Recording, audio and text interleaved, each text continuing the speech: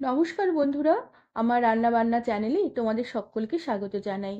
আজ আমি উচ্ছে কুমড়ো নিরামিষ বটি বানাবো।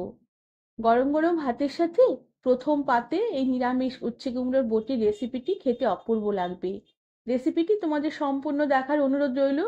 আর ভালো লাগলে একটি লাইক, শেয়ার আর সাবস্ক্রাইব করে দেবার অনুরোধ রইল।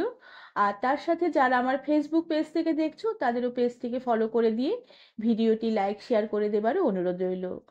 আমি এখানে উচ্ছে ঝিরিঝিরি করে কেটে নিয়েছি আর উচ্ছের বীজগুলোকে আমি ছাড়িয়ে বাদ দিয়ে দিয়েছি। আর উচ্ছেগুলোকে কেটে বেশ ভালো করে ধুয়ে জল ঝরিয়ে নিয়েছি। তার সাথে কুমড়োর খোসা ছাড়িয়ে কুমড়ো একটু লম্বা লম্বা মোটা মোটা করে কেটে নিয়েছি, একটু আলু ভাজার থেকে একটু মোটা মোটা করে কেটেছি। আর কুমড়ো বেশ ভালো করে ধুয়ে জল ঝরিয়ে নিয়েছি। এবার কেটে রাখা উচ্ছের মধ্যে আমি অল্প করে একটু নুন ছড়িয়ে দিলাম। নুন দিয়ে উচ্ছেগুলোকে বেশ ভালো করে একটু কিছুক্ষণ মাখিয়ে নেব। মাখিয়ে এভাবে উচ্ছেগুলোকে কিছুক্ষণ রেখে দেবো, এতে উচ্ছে থেকে যে তিতে জলটা, সে তিতে জলটা বেরিয়ে আসবে। কিছুক্ষণ উচ্ছেগুলোকে রেখে দেবার পরে উচ্ছেগুলোকে বেশ হাত দিয়ে বেশ ভালো করে একটু কষলে কষলে মেখে নেব। আর মাখার পরে উচ্ছেগুলোকে আমি বেশ হাত দিয়ে চেপে চেপে নিংড়ে জল বের করে নেব। নুন মাখিয়ে নেবার ফলে উচ্ছের যে তিতে জলটা, সে জলটা বেরিয়ে আসবে, আর চিপে চিপে নিলে সমস্ত তিতে ভাবটা বেরিয়ে আসবে।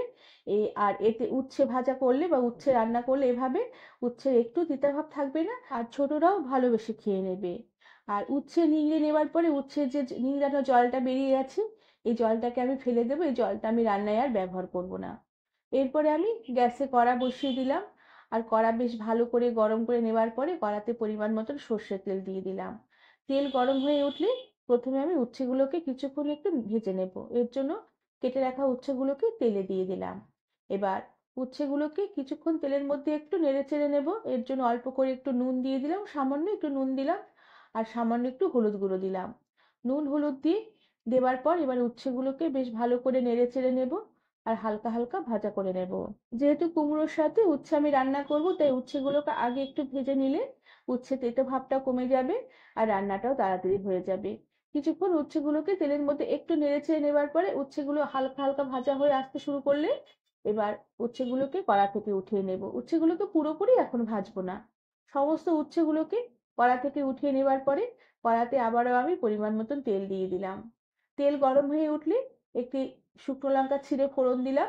এবার লঙ্কাটাকে কিছুক্ষণ তেলের মধ্যে একটু নেড়ে চেড়ে নেব, হালকা লাল করে ভেজে নেব। তবে খেয়াল রাখতে হবে লঙ্কা যেন বেশি ভাজা হয়ে পুড়ে কালো না হয়ে যায়। লঙ্কা ভাজার সুন্দর গন্ধ বেরোলে খানিকটা কালো সর্ষে আমি ফোড়ন দিয়ে দিলাম।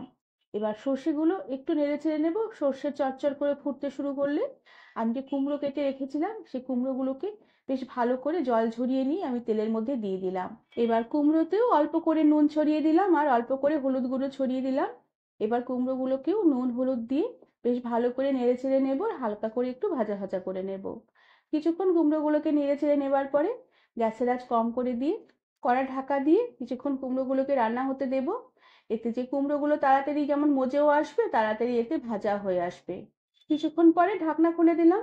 কুমড়োগুলো বেশ হালকা হালকা ভাজা হয়ে এসেছে আর বেশ হালকা একটু মজে এসেছে। তবে কুমড়োগুলো পুরোপুরি একদম সেদ্ধ হয়নি, গলে যায়নি, একটু শক্ত শক্ত আছে। আর এই সময় আমি ভেজে রাখা উচ্ছেগুলোকে কুমড়োর কড়াতে ঢেলে দেব।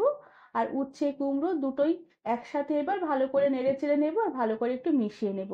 উচ্ছে কুমড়ো একসাথে বেশ ভালোভাবে মিশে গেলে আবারও কিছুক্ষণ নেড়ে চেড়ে হালকা একটু ভাজা ভাজা করে নেবার পরে উচ্ছে কুমড়ো একটু ভাজা ভাজা হয়ে এলে আমি আবার এতে দিয়ে দিলাম অল্প করে একটু আমচুর পাউডার।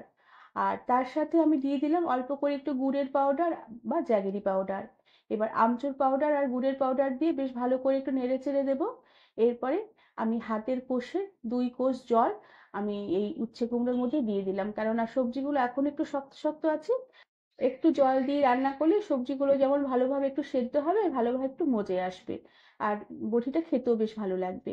জল দিয়ে আমি বেশ ভালো করে নেড়ে চেড়ে ঢাকা দিয়ে রেখে একদম গ্যাসের আঁচ লো করে দিলাম। আর লো আছে এই উচ্ছে কুমড়োর বটি রান্না হতে দিলাম। কিছুক্ষণ পরে ঢাকনা খুলে দিলাম। এবার আরো একটু নেড়ে চেড়ে নেব, তবে জল জল ভাবটা এখনো উচ্ছে কুমড়োর মধ্যে আছে। জলটা, এই পুরো জলটা আমি বেশ ভালো করে শুকিয়ে নেব।